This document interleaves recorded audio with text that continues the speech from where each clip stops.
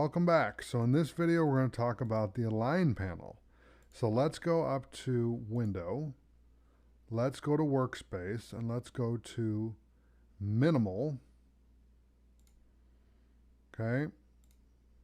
If it allows me to do that, let's try again. Really? That's weird. Okay. So AfterEffects is not cooperating with me at all, which is fine. We'll go to Standard. Okay, that's not working either. Why? Okay, this is bizarre. But what we'll do is we'll just go to Audio and uncheck that. We'll just turn off these panels off.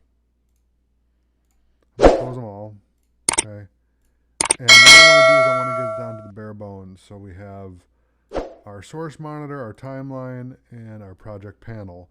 And then I want to open each panel up individually so I can talk about them. So we're going to be talking about Align. Okay. And so with Align, if I select this text, I can align left, I can align center, I can align right. Okay.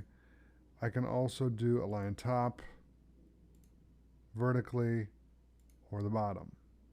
Okay. And that affects how we do our animation. I can affect the animation based on what I grab from Align. So that's a very important part of this whole thing. Okay, so that is the Align panel.